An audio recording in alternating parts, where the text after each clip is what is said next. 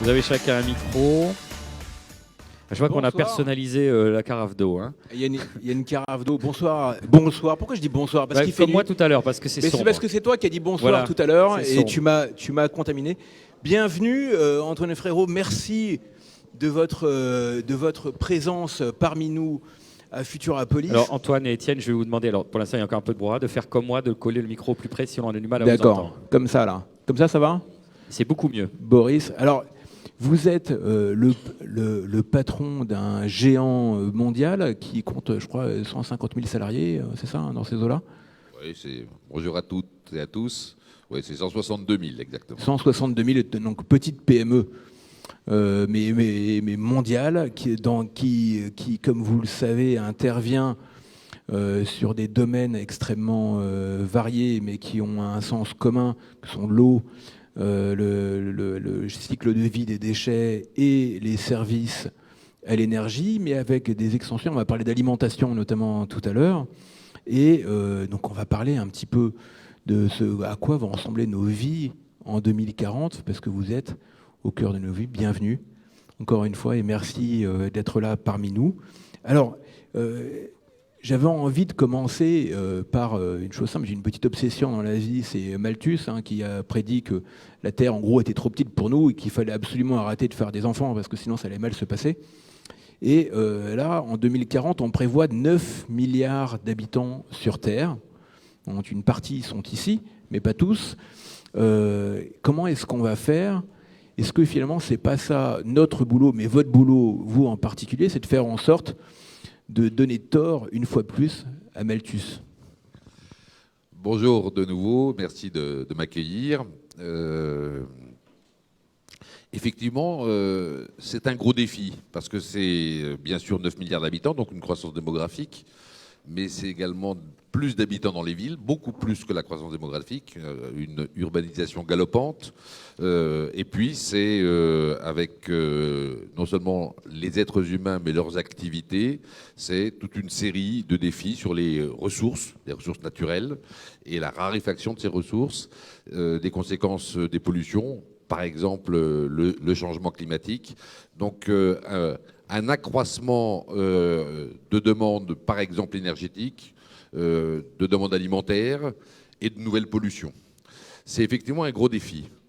Mais en même temps, il existe déjà toute une série de solutions et de nouvelles solutions commencent à émerger. On va en parler dans notre entretien.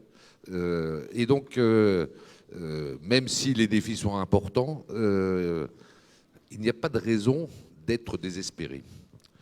Et la créativité, l'imagination des hommes, l'organisation collective également, et notamment les organisations politiques, la réglementation, les législations, si elles sont capables de prendre en compte le temps long, si elles permettent une forme de cohérence et de persévérance dans les actions, on a les solutions pour y faire face. Mais quand vous dites temps long, c'est quel type de temps? Un mandat électoral, c'est 5 ou 6 ans, 5 ans pour un président de la République, 6 ans pour un maire. Les projets sur lesquels vous investissez, quand vous sur une centrale de traitement de déchets par exemple, ou un réseau d'eau, c'est des investissements à combien? Alors ça dépend, quand on le crée from scratch, de rien, c'est 50 ans. Lorsque, comme à Toulouse, le territoire est très largement maintenant équipé, les investissements, c'est des investissements plus courts, puisque c'est des compléments d'investissement, essentiellement technologiques, donc ça s'amortit sur 10 ans. Mais d'abord, ce n'est pas une chose nouvelle que les projets humains transcendent les générations. Bon. Et dans le temps, les mandats n'étaient pas plus longs, et des politiques pérennes ont pu être mises en place. Les organisations collectives, elles transcendent toujours les organisations. C'est vrai des organisations politiques, c'est vrai des entreprises aussi.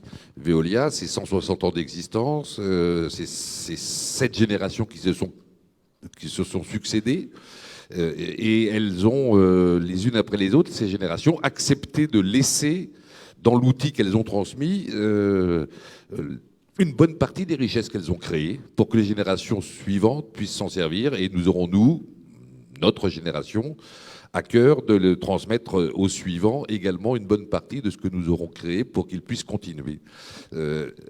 Le problème, c'est que le monde d'aujourd'hui est un monde qui privilégie le court terme plus que dans le passé.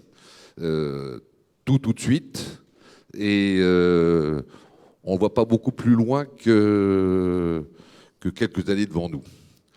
Et c'est pourquoi, sans doute, le principal enjeu de l'organisation collective, pour toutes les organisations, d'abord les politiques, mais aussi les organisations économiques ou les associations, c'est d'avoir en ligne de mire, en ligne bleue des Vosges, l'intérêt des générations futures. Et ce guide-là permet de ne pas perdre le cap et permet de construire des politiques qui vont effectivement dépasser les mandats électoraux et dépasser les mandats également des PDG ou ceux des journalistes, M. Gernel. Le mien, il est éternel. Des politiques pérennes, cohérentes, qui ne soient pas remis en cause systématiquement, trop rapidement, sauf si les solutions, effectivement, ne remplissent pas les espoirs qu'on avait mis en elles. Mais si on aborde directement, par exemple, la question de l'énergie, c'est dans l'actualité, même si ce n'est pas directement dans votre domaine, puisqu'on parle beaucoup des gilets jaunes et du prix de l'essence, etc. Il y a des gens qui disent il faut que l'énergie soit chère, parce que c'est le seul moyen de contrôler. On ne peut pas à la fois dire qu'on est écolo, qu'il faut faire attention à la planète et avoir de l'énergie pas chère qu'on dépense facilement. S'agissant en particulier de l'énergie utilisée dans les villes, par exemple, est-ce qu'il faut se dire que l'énergie va être beaucoup plus chère et qu'il faut l'accepter? Est-ce qu'il y a des investissements technologiques très lourds qu'il faut faire pour qu'elle soit efficace, peu polluante? À quoi ressemblera notre univers dans ce domaine-là, par exemple, en 2040, pour que ça ne se passe pas trop mal, dans une hypothèse optimiste? Je parlais de grands défis en commençant. L'énergie, c'est un de ces grands défis. L'ensemble des experts, quels qu'ils soient d'ailleurs, ils sont assez d'accord là-dessus, pensent qu'en 2040, avec 9 milliards d'habitants, et toute une évolution des modes de vie à travers la planète, les besoins énergétiques de l'humanité sera multipliés par 2. Et les besoins en électricité au sein de cette énergie seront, eux, multipliés par 4. Par la digitalisation du monde, la mobilité électrique. Et tout ça dans un monde où les ressources énergétiques fossiles se réduisent et où le réchauffement climatique fait peser un gros risque sur l'humanité. Donc le défi, il paraît lourd. Il y a pourtant des solutions. La première, c'est l'efficacité énergétique. Obtenir la même énergie finale en utilisant moins d'énergie initiale, donc en optimisant l'utilisation des ressources énergétiques pour produire le même niveau de confort. Et si on l'utilise, je dirais correctement, ce levier de l'efficacité énergétique, on ramène ce multiplié par 2 à plus 30% déjà. On fait déjà un grand morceau du chemin. L'efficacité énergétique, c'est de pouvoir réguler correctement les chaudières qui chauffent, d'avoir des véhicules qui consomment moins, etc., etc. Bon, 30%, c'est déjà beaucoup, surtout que le problème du climat et le problème des ressources... On est censé réduire, pas augmenter. Voilà. Donc, il faut aller plus loin. La deuxième solution, c'est la décarbonisation de l'ensemble de l'économie. Décarboner, ça veut dire utiliser moins d'énergie fossile qui produisent du carbone et beaucoup plus d'énergie renouvelable. On connaît les énergies solaires, l'éolien, mais il y a toute une série d'énergies renouvelables qu'on n'a pas souvent en tête. Tout d'abord, tout ce qui concerne la biomasse, donc des déchets organiques qui, en se décomposant, les feuilles mortes, les tontes de pelouse, toute une série de déchets organiques, le bois mort, qui, quand il tombe par terre, quand il est mort... Oui, c'est fascinant l'histoire du bois mort. C'est ça, ça dégage du CO2 ? Ça dégage du méthane, donc des gaz à effet de serre. De toute façon, si on ne le ramasse pas, ça dégage le même méthane. Si on le ramasse, on l'utilise pour produire de l'énergie, eh bien, c'est tout autant qu'on consomme, qu'on économise en matière d'énergie qu'on va chercher ailleurs. Bon. Mais également, il y a d'autres énergies renouvelables. La chaleur fatale, tout ce qui sort par les cheminées. Au mieux, c'est... La chaleur fatale, expliquez-nous, c'est ce qui sort par les cheminées. C'est ce qui sort par les cheminées. Alors, Pourquoi quand les on dit cheminées ne fatale, sont pas d'ailleurs très propres, ben, elle est fatale parce qu'elle est perdue, elle part dans le ciel. D'accord. Bon, elle n'est pas utilisée.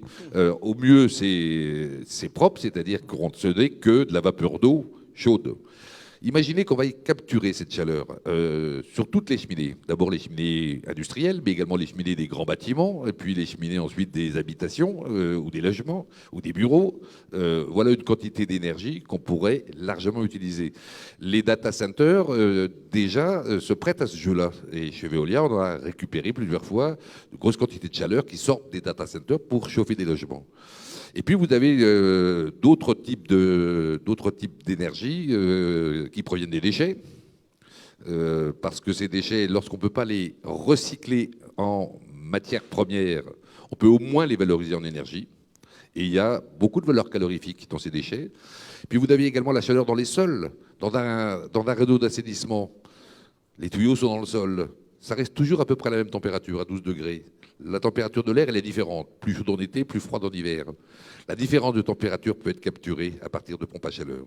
Bref, pour décarboner l'énergie, on peut utiliser bien plus largement les énergies renouvelables.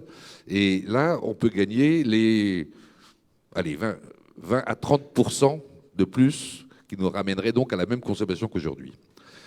Et puis enfin, au-delà d'être plus efficace, de décarboner, il y a le fait de décentraliser la production d'énergie et de la digitaliser. Si on arrive à matcher en permanence, en temps réel, la demande et l'offre, la production d'énergie, notamment avec de l'énergie renouvelable de tout un territoire, d'une ville par exemple, en utilisant déjà l'ensemble de l'énergie des panneaux solaires sur les toits, l'ensemble des déchets non renouvelables, l'ensemble de la chaleur des sols, les cheminées, complétées par des productions plus globales, plus massives, classiques d'aujourd'hui, hein, les grandes centrales EDF par exemple, et en temps réel de capter cette énergie et de mettre en face, ou de la mettre en face des demandes qui varient dans le temps, avec des outils beaucoup plus précis, des capteurs, et donc l'Internet des objets, on arrive à économiser encore 20% de plus. Bref, on doit pouvoir être capable de proposer 2 fois plus d'énergie en 2040, avec 70% à peu près de la consommation d'énergie naturelle qu'on utilise aujourd'hui. Et dans ce cas-là, on boucle la chose et on rend les territoires pratiquement carbone neutres. Et concrètement, à quoi ressemblerait une ville qui ferait tout ça ? C'est-à-dire qu'il faudrait avoir des pompes à chaleur partout sous les trottoirs pour capter les canalisations. C'est des masses importantes, avoir des panneaux solaires sur toutes les villes. Si on fait la simulation et qu'on prenait le quartier ici, qu'est-ce qu'il faudrait faire concrètement en termes de masse ? J'ai du mal à l'imaginer. Depuis 100 ans, on a des fils électriques. Hein. Oui, je vois. On les a enterrés parfois, mais ça ne nous a pas gênés à l'époque. Bon, eh ben oui, il faudrait des panneaux solaires sur les toits, il faudrait la collecte des déchets organiques de l'ensemble des habitations et des logements. Il faut donc des petites méthaniseurs ou petites installations de transformation de déchets en énergie. Il faut des pompes à chaleur sous le trottoir. En ville, les méthaniseurs seraient en ville ? Bien sûr, ouais. À l'échelle d'un quartier. Il faut articuler les différentes échelles entre elles, celle de l'habitation, de l'immeuble, du quartier. Et puis vous avez des plus grosses installations qui ne sont envisageables ou rentables qu'à l'échelle de la ville, voire de l'agglomération. Et c'est donc ces ensembles d'équipements qu'il faut combiner entre elles et gérer en temps réel entre elles. Et c'est pour ça que l'automatisation de la capture de l'information, le traitement de l'information, l'automatisation des ordres donnés à tous ces outils de production, les micro-outils sur le toit jusqu'aux usines d'incinération par exemple, elles doivent être coordonnées entre elles pour correspondre exactement à chaque moment à la demande de la ville. Et elle est complétée ou au contraire, elle renvoie sur le réseau national l'excédent ou le creux d'énergie dont elle a besoin. Et ce faisant, on a donc un système beaucoup plus efficace. Bon, ça suppose néanmoins de capter de l'information en temps réel de différentes natures, mais multiples, de savoir la rapatrier, de savoir la traiter, pour prendre les bonnes décisions en temps réel, quasiment automatiquement, pour pouvoir être davantage efficace. Alors, à partir de là, sur la question du prix, on consommerait 70% de ce qu'on consomme aujourd'hui pour alimenter 2 fois plus. Eh bien, à l'unité d'énergie, c'est plus que 2 fois moins cher. Alors, oui, ça commence. Alors, et à la tête de pipe, 9 milliards plutôt que 6 milliards et demi, c'est encore moins cher. Mais alors, il y a une question, c'est une question d'investissement. J'imagine que vous connaissez les travaux de Nicolas Stern, Lord Nicolas Stern, qui est le grand économiste de la London School of Economics et grand spécialiste de l'écologie, et qui parle toujours de son pari. Il dit le coût du réchauffement climatique, étant donné qu'il est irréversible et qu'il est monstrueux, on ne sait pas exactement ce qui va se produire, mais dans le doute, ça coûtera toujours beaucoup moins cher. C'est le pari pascalien, ça vaut toujours le coup de faire l'investissement. Et lui, il l'estimait dans son rapport qui date d'il y a un certain temps maintenant, de 2006. Je ne sais plus combien il disait, c'était quelques mois d'année d'une année de croissance mondiale. C'était pas énorme. Mais peut-être que c'était sous-estimé. Mais d'après vous, si on décidait, par exemple, à l'échelle d'une ville ou à l'échelle d'un pays comme la France, de passer dans un système modèle comme ça, où on fait tout ça, on fait tout ce que vous dites, à tous les niveaux, ça coûte combien? Est-ce que concrètement, c'est dissuasif ou ça ne l'est pas? Est-ce que vous avez des simulations là-dessus? C'est pas du tout le problème du financement qui est le facteur le plus limitant. Ah bon? Le facteur le plus limitant, c'est l'organisation collective qui le permette. Parce que ça demande une coordination entre tous les morceaux de ville, tous les gens qui y habitent ou tous les consommateurs. Et donc cette organisation, il ne suffit pas de truffer de capteurs, tout ça. Il faut une conception pour penser l'ensemble des équipements, et puis il faut un opérateur qui va rassembler ces informations pour pouvoir garantir que l'usage en est optimal, et c'est organisation collective qui fait le plus défaut. Sinon, en matière d'investissement, ça ne coûtera pas plus cher que aujourd'hui les équipements de production classique d'énergie que nous avons construits ou que nous continuons à construire pour pouvoir faire face à la demande qui croît. Vous voulez parler de l'EPR ? Non, je veux parler des équipements classiques de production d'énergie ou leur entretien. Bon. Dès lors qu'on en consomme moins, il n'y a pas de raison que ça coûte fondamentalement plus cher. Et un capteur, ça coûtera toujours beaucoup, beaucoup moins cher qu'une usine. Et alors, vous dites organisation collective, tout le monde est d'accord avec ça. Concrètement, ça se passe comment ? Comment on décide de faire d'une ville, d'un territoire ou d'un pays un endroit où on consomme beaucoup moins d'énergie? Comment est-ce qu'on le décide? Qui le décide? Ça part de l'initiative politique? Ça part d'initiative privée? On a du mal à l'identifier, ça. Quel est le... Qui décide de l'organisation collective? C'est d'abord le niveau politique. Et en matière d'énergie, tout dépend comment le niveau politique a réparti les compétences décisionnelles. Tant qu'il n'y avait que des gros outils de production nationale, avec des fils de distribution qui parcouraient l'ensemble du territoire, les compétences énergétiques étaient nationales dans notre pays. Dans le schéma que je viens de décrire, il faut qu'elles soient au moins, pour certaines, décentralisées et qu'elles viennent au niveau local, comme c'est le cas pour l'eau aujourd'hui. Pour l'eau, les compétences sont territoriales. Bon. Elles étaient municipales, elles sont passées maintenant au niveau des agglomérations, mais elles sont territoriales. Eh bien, il faut combiner les deux. La loi française a déjà permis aux collectivités territoriales qui le souhaitent de prendre la compétence énergie. Et donc, il faut donc que les villes, pour répondre à votre question, la saisissent, mais surtout, il faut qu'elles s'équipent pour pouvoir concevoir le système, l'imaginer, et ensuite le faire exploiter, le mettre en place et le faire exploiter. Et puis, bien évidemment, les individus seront aussi mobilisés, puisque quelqu'un qui installe un panneau solaire sur son toit, non seulement il consomme de l'énergie pour sa vie, mais il en produit. Et donc l'intérêt, l'incitation à contribuer à ce système, il proviendra de la recette que cette production offrira et viendra compenser le coût de la consommation. Pour ça, il faut une péréquation tarifaire de l'ensemble. Et ça, c'est ce qu'on appelle une régulation territoriale, comme on le fait pour d'autres sujets. La politique des déchets, la politique de la voirie, la politique de l'eau, comme je le disais, sont des compétences territoriales. L'énergie peut tout en fait en être une. Là, il faudra néanmoins articuler cette compétence territoriale avec la compétence nationale, parce qu'il y aura des besoins de complément ou de renvoi sur le système national, et l'énergie... quand on renvoie ou qu'on pompe, si on ne le fait pas avec beaucoup de précautions, ça se passe mal. Donc il faut des coordinations techniques étroites et donc des coordinations de gouvernance. Mais ceci est tout à fait envisageable et c'est déjà le cas dans quelques villes françaises, c'est le cas dans d'autres villes, en Allemagne notamment, et sur la côte est des États-Unis.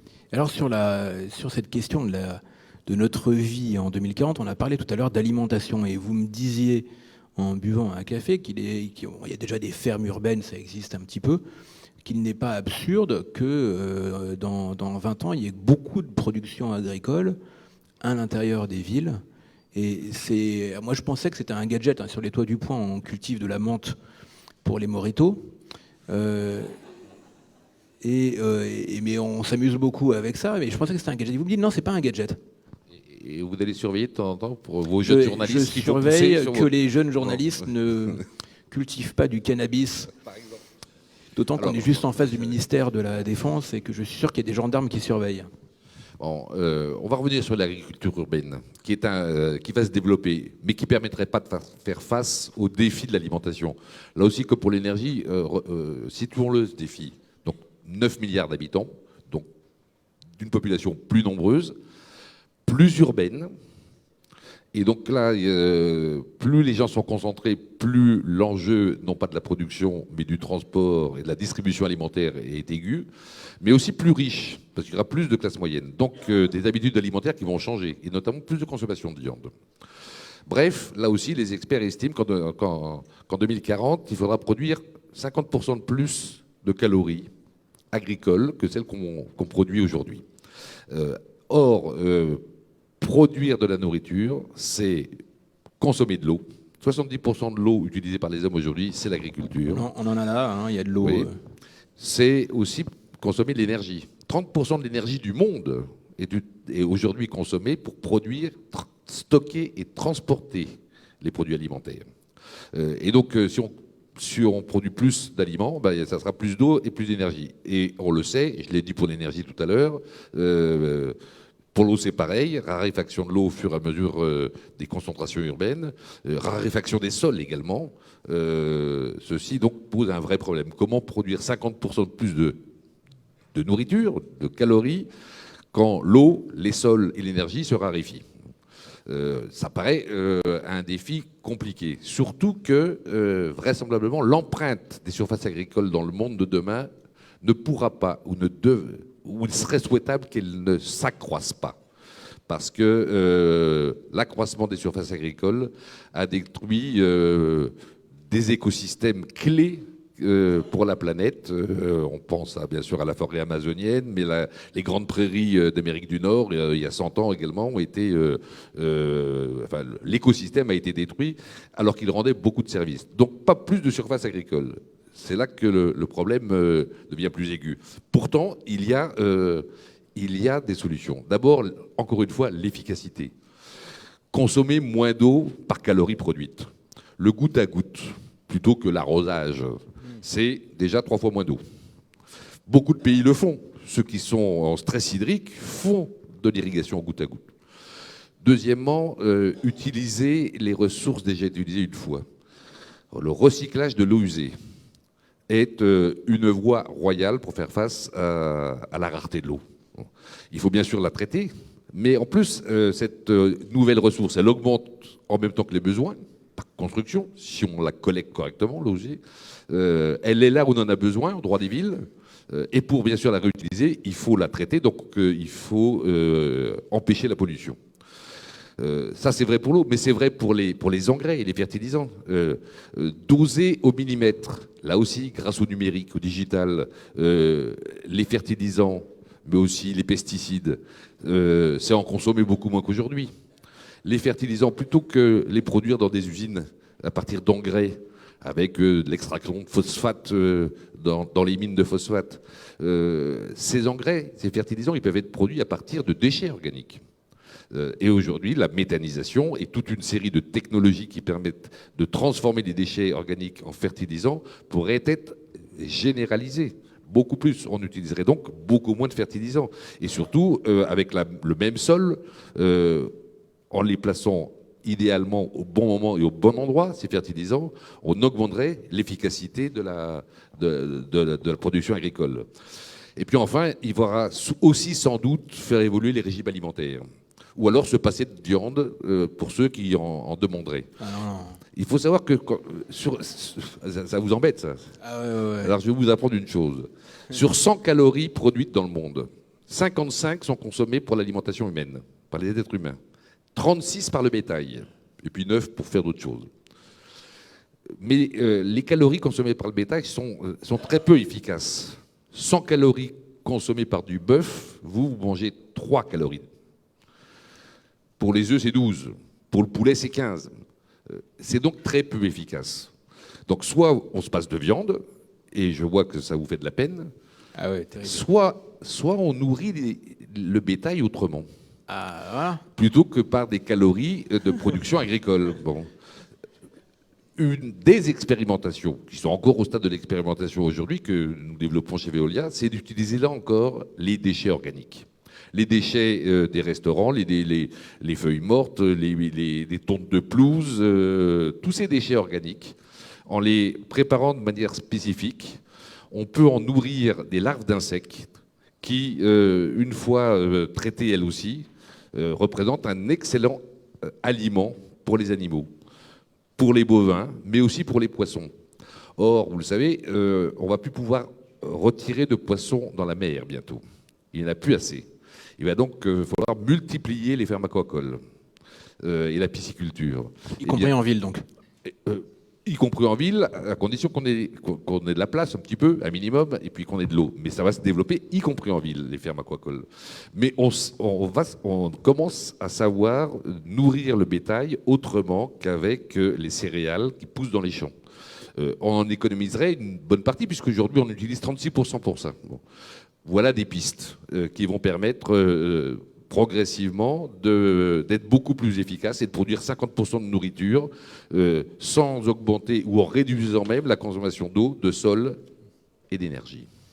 Merci mille fois. On me fait signe parce que Boris est en train de m'engueuler parce que on a pris le temps, c'est tellement passionnant qu'on pourrait y passer des heures. J'ai appris qu'on pouvait sauver la planète et continuer à faire des barbecues sur les toits des villes avec un panneau solaire à côté. Alors le barbecue n'est pas recommandé. Alors pas le barbecue. Parce que là c'est pour la qualité de l'air. Ah d'accord. Bon, okay. Mais vous pouvez vous passer le barbecue. Ouais. On peut applaudir nos deux merci beaucoup. Merci Antoine Frérot, merci Étienne Gernel, un grand merci. Encore une petite pause d'1 minute pour la technique.